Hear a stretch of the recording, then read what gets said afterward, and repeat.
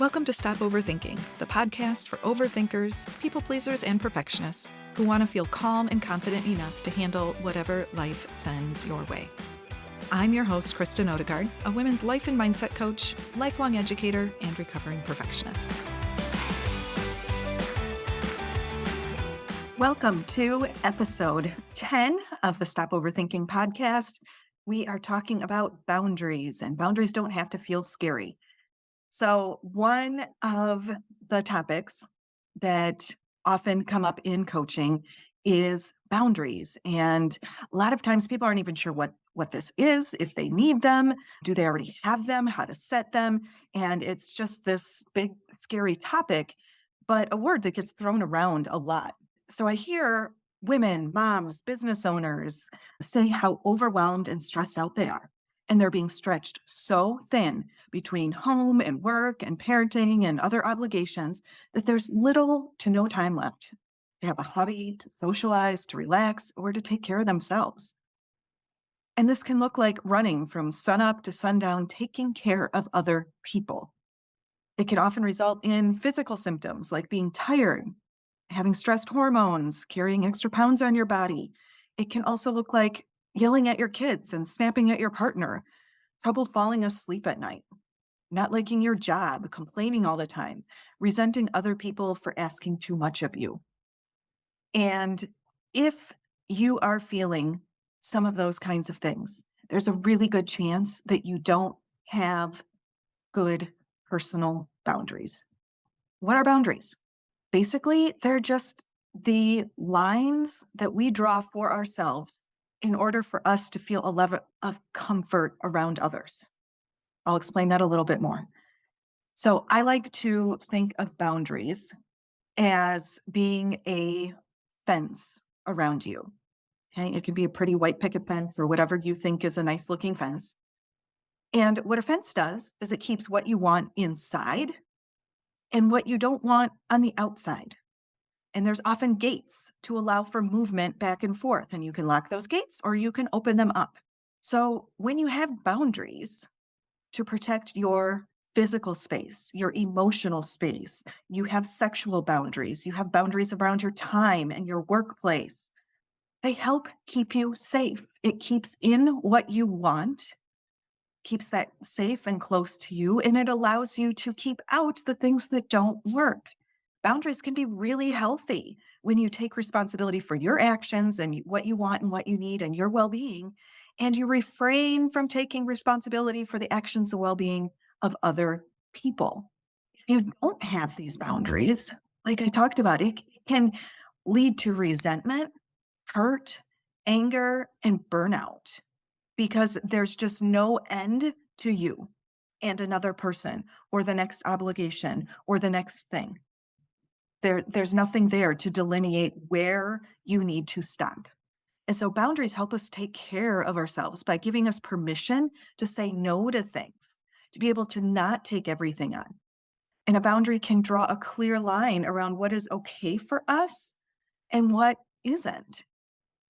So boundaries will help us lower our stress levels, will help us have less conflict. And that's one thing that a lot of people miss out on because you think it's going to be really stressful and it can actually really work in your favor. So talking about what this looks like and how you put it into place. So I'm going to talk about a really common one for women who have a job. And this can be whether you're self-employed or you have an office, whatever it is. Do you leave when you intend to at the end of the day? Why or why not? And if a new duty or project comes up, in your mind, are you screaming like, when am I going to get to this? Or do you just accept it? That is where you would have boundaries at work. And this doesn't mean that you're being mean. It's setting a line around what I need in my life and what I don't. And sometimes that's going to be hard. And it's not always going to be a clear-cut, easy choice. Please don't understand that. But it's also something that you need to understand and to own your choices. Boundaries at home. It can be for domestic tasks, making appointments, remembering birthdays, maintenance issues. Like where where is it that what you do and what you take on ends, or does it never end? Because if it never ends, no wonder you are feeling so stressed and so burned out. So boundaries for women can be really difficult. It can also be really difficult for moms as well, but we are socialized to be able to take things on for other people, to not cause and create conflict, to keep other people happy. So go back and listen to people pleasing from last week, because most of the time people pleasers are not going to have very strong boundaries. If you're a mom, it can certainly depend on the number of kids you have, what ages they are, if you have a partner or an extra driver to run them around, and being able to tell your kids no when you're too tired and drained, or to say no, that we're not going to add another night of dance, hockey, gymnastics, or whatever because I am already at my max capacity. To be able to say, no, I can't do another season of traveling soccer right now because it's a really busy season at work. Those are hard choices. And we're going to talk about how to make those choices a little bit easier, because when your decision making is easier, it also makes being able to have boundaries just more natural. So, regardless of your situation, it might be with your family members that you're getting unwelcome advice from a friend or a family member and telling you what you should do and how you should act and you should better handle things, whether it's at home and or with your kids or at the office. Whatever the situation, your wants and needs are important too. And you need to respect your own wants and needs, or it's going to be really hard for other people to do that. And if you don't even know what your own wants and needs are, you might be resentful that other people aren't following them. But let's be real. If you don't know what they are, other people, even if they're mind readers, which they're not, aren't going to be able to help you with that. You need to respect your wants and needs. And you need to be able to verbalize what that is, because again, people aren't mind readers and they don't know how you're feeling. So you have to be able to know what this is that you need and be able to communicate that to other people. And this is where the coaching part normally comes in, because saying the word no isn't difficult.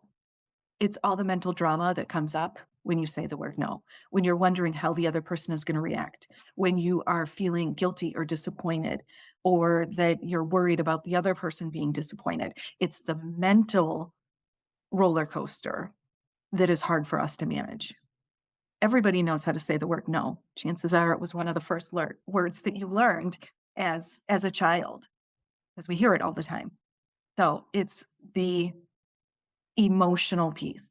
It's the thoughts in our mind. That's where coaching comes in helpful. And that's where we'll do a little bit of work here today. Okay. You do need these boundaries. And I love the analogy of the fence, because for most people, that isn't threatening. You know, if you have a pet, it's keeps your little animal safe, or big animal, whatever you've got, keeps them safe. It keeps them, they know exactly where those boundaries are. You can let them out and there's freedom because it's contained and they can get what they need out there. And then, you open up the door and they come back in. It keeps other people from interacting with you. Okay. So this is your personal boundaries. Okay. You probably wouldn't go out and have a family gathering in your neighbor's yard, especially without their permission. Why? Because you have your own space and they have theirs. So when we're talking about what you want and what you need, it's that same sort of thing, but we're just not as comfortable asserting having our own space and keeping things in and out of it. So what does a boundary do? How do you figure it out? One, you need to know what matters. You hear me talk about this on literally every single episode if you've been with me. You have to know what your values are, what your priorities are, what your goals are in order to be able to have limits. These values, priorities, goals, your core values ground you. It helps you make decisions. It helps you be able to stop people pleasing. And it is hand in hand with how to be able to set boundaries. What's important? What do you need? And there's going to be tiers to that and or levels. And it's going to change in seasons. So there might be a time that work is the most important thing. And there might be another time where, your partner is the number one priority, or then it might become kids, and those might shuffle around at different times. Maybe it's your education. Maybe it's just taking care of yourself, but you get to decide. It's individual. What are your priorities so that you can make those decisions? This next part of that is then being able to manage your mind. Going back to some of our other podcasts, and I'll continue to keep talking about it. So you have to be able to be okay with your thoughts and your feelings. This is the most challenging part. You have to be able to feel guilt and determine whether or not you can live with that. It's also about feeling courageous and brave and being determined to take action for what you need, to stand up for yourself and what you need. The last part of setting a boundary then, okay, so you have to know your values and priorities, number one. Number two, being able to manage your mind. And the third part then is to communicate with others. Nobody's a mind reader. And when you do the first two steps, knowing your values and priorities and managing your mind, it's really easy to communicate. You're not backtracking, you're not defending yourself, you aren't spinning in circles. So it becomes that much easier. But what does it sound like if you're trying to communicate? This is another place where people can get kind of hung up because there is a difference between a request, trying to manipulate another person, and a boundary. So let's start with a request. Request is asking someone else to change their behavior, and they may or may not want to do it. So for this reason, requests are basically unenforceable and the outcome is out of your control. Requests are going to sound like, you can't talk to me like that. Please don't ask me to do this again. You can't come over without calling first. All of those are completely unenforceable by you. You cannot control how another person decides to talk to you. You cannot control if they decide to come to your house. Those are requests. A boundary, on the other hand, right? And it's not to control or manipulate the other person. This is you saying, here's what I'm going to accept and here's what I'm not. It is not about trying to make another person change their behavior. That might happen, but this is about you. A boundary describes what you need. It's not about blaming the other person. It's not about making them feel guilty. It's not about trying to get someone else to change. It's intended to protect you physically and emotionally, and it's protecting you and having those limits. Okay, so a boundary is an I statement. If you talk to me like that again, I will leave. That's the boundary. I will leave. This is enforceable. It's something that I am in control of. Another boundary might be, I don't respond to emails after 6 p.m. It's an I statement. It's saying what I'm going to do. It's not telling another person that they can't send them. It's saying what you're going to do about it. Another example, I can only take this project, whatever, on if this comes off my plate. You're stating what you will do and what you won't do. So a boundary is going to have, it's going to be focused on I, first person. Here's what I'm going to do in this situation. And it needs to be something that you're willing to do, that you're able to do all on your own. It's not about making empty threats because you lose all credibility. If that's what you start throwing out there, these things that here's what I'm going to do. And if and then I'm going to leave. But if you don't leave, then why would anybody believe you the next time? Requests are focused more on the you. You can't talk to me like that. You can't come over without calling first. So that's often one place where people get confused. And it's also another one where you're trying to get other people to behave differently. I totally get that. I understand wanting somebody else to, whether it's put you first or to listen to you or to value your opinion or to do what it is that you're asking them to do. I get it. We've all been there. But you also need to recognize you aren't in control of that. And that is actually empowering when you start looking at what I can control and I'm focusing on that part about what I can do versus feeling out of control when I'm focusing on the other person. Because I know somewhere subconsciously that I can't actually enforce any of that. So it does feel messy and chaotic. And when you focus on what you can control, that's where you can kind of step into that power and that confidence. And it does feel better, for lack of a better word, for most of the time. All right. So that was our rough rundown on boundaries.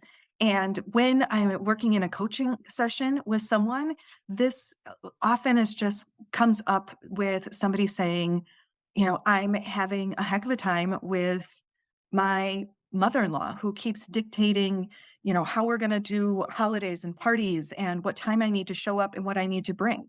And it turns into a conversation about what's important. What do you need? What are you looking for in this situation? What are you willing to do and what aren't you willing to do? So it's not always about like, I need help setting boundaries. You probably don't even realize that you don't have boundaries in certain places. And again, that this is going to come up and work with our people pleasers, with our high achievers who never want to let other people down. So you keep giving and giving and giving and giving until there's nothing left to give, recognizing that I have no boundaries to my time, to my energy, to my own emotions. And the only way that you can protect that is to have some sort of line where you stop and you get to decide 100% where that is. So boundaries are for you. They're an inside job.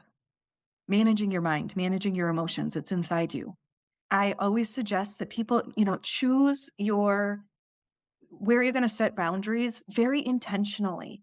This shouldn't be something that you just haphazardly do, or again, that you throw around like as a threat. You don't even need to use the word boundary, but it's just a matter of knowing if I'm going to put a line in the sand somewhere, make sure that it's important. Make sure you know why. And that makes it that much easier to communicate as well. It's easier if this is brand new to you and you're like, oh, holy cow, I've never thought of it this way, but I really need this. You need to practice. This is a skill like anything else and start small.